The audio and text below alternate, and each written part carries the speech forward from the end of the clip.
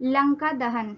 हनुमान जी माता सीता से आज्ञा लेकर अशोक वाटिका में फल तोड़कर खाने लगते हैं और खाने के साथ साथ हनुमान जी उन पेड़ों को उखाड़कर फेंकने लगते हैं।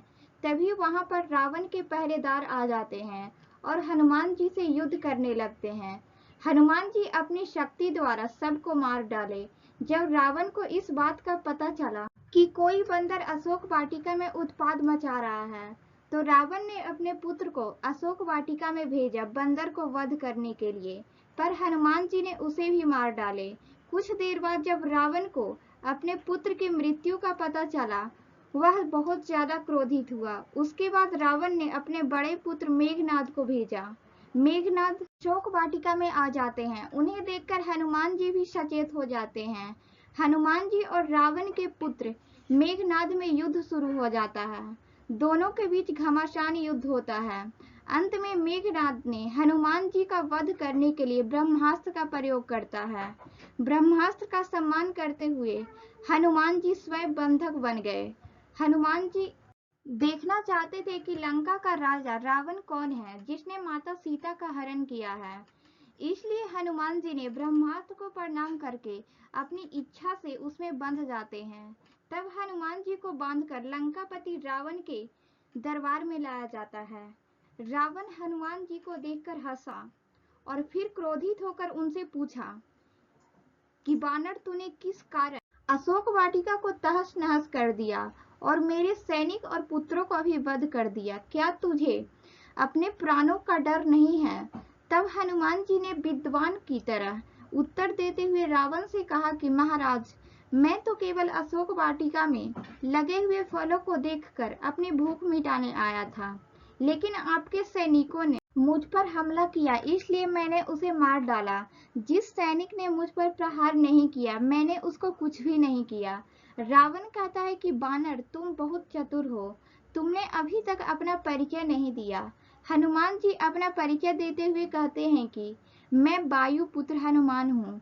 मैं अपने स्वामी श्री राम का भक्त हूँ। उनकी पत्नी सीता की खोज में 400 योजन समुद्र लांघ कर आया हूँ। मैं सीता माता से भेंट कर चुका हूँ। मैं तो केवल आपके दर्शन के लिए राज दरबार में आया हूँ, वरना कोई भी ब्रह्मास्त्र मुझे बांध नहीं सकता। मैं चाहता तो अशोक वाटिका में फल खाकर वापस जा सकता था, लेकिन मैं यह देखना चाहता था कि भगवती सीता नामक पराई स्त्री का हरण करके अपने कुल को कलंकित किया है। यह सुनकर रावण क्रोधित हो जाता है और वह हनुमान जी को दंडित करके मृत्यु दंड देने के लिए कहता है। तभी सभा में विभीषण जी उठते हैं और रावण से निवेदन करते हैं कि महाराज, हनुमान एक भक्त बनकर आया है और इसका वध करना धर्म के अनुसार उचित नहीं है। कुछ देर विचार करके रावण कहता है कि बानरों को अपनी पूंछ से बहुत ज्यादा लगाव होता है, इसलिए मैं आज्ञा देता हूँ कि इस बानर की पूंछ में आग लगा दी जाए। रावण का आदेश सुनकर सैनिकों ने हनुमान जी की पूंछ में आग लगाने के लिए कपड़ा लपेटना शुरू कर दिया।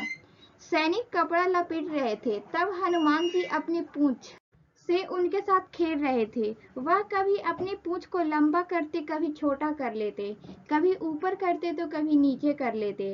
अंत में उनके पूंछ में कपड़ा लपेटकर आग लगा दी गई। आग लगते ही हनुमान जी ने खुद को जंजीरों से छुड़ाया और जय श्री राम बोलते हुए आकाश मार्ग में निकल गए। अपनी पूंछ की आग से उन्होंने पूरी लंका में आग लगा दी। लंका के सारे फाटक जला दिए और बहुत से हथियार भी जला दिए। लंका दहन करने के बाद हनुमान जी ने समुद्र में उतरकर अपनी पूंछ में लगी आग को बुझाई। यदि अब तक हमारे चैनल को सब्सक्राइब नहीं किया है, तो हमारे चैनल को सब्सक्राइब कर ले ताकि इस तरह की वीडियो हमेशा देख सकें। Thanks for watching this video.